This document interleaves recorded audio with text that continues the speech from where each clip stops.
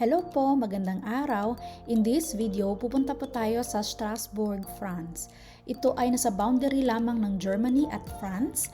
At galing po sa Stuttgart kung saan po ako nakatira, nasa 2 hours lang po siya by car and 2 hours and a half naman po siya pag by train.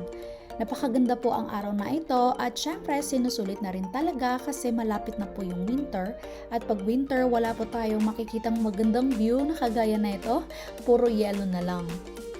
Sa pagdadrive po pala sa Strasbourg, di na po kailangan ng vignette.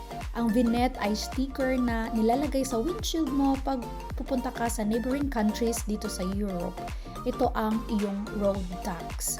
Ang weather po natin ay nasa 18 degrees, so tamang-tama po sa pagta-travel.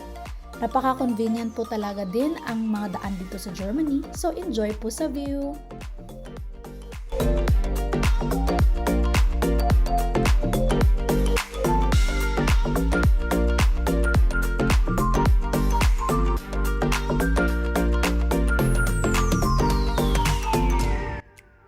Nag-ikot-ikot na rin kami sa kanilang Old Town.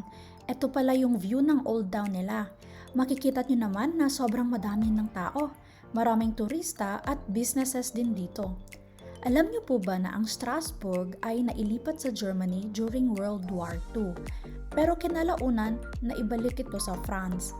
Ang official language po ng Strasbourg ay French. Pero since malapit po yung place nila sa Germany at Switzerland, nagkakaroon na rin po sila ng German dialect.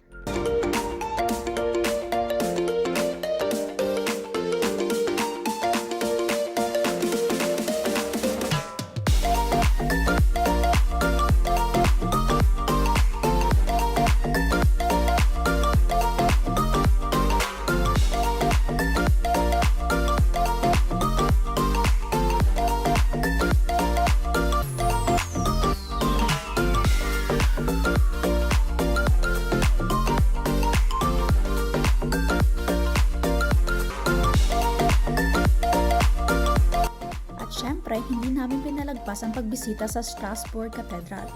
Gusto sana namin pumasok sa church pero ang haba ng pila, so tinignan na lang namin from labas. Napakaganda at napakadetalyado ng katedral na ito. Maraming Notre Dame na akong nakita pero isa ito sa pinakamaganda.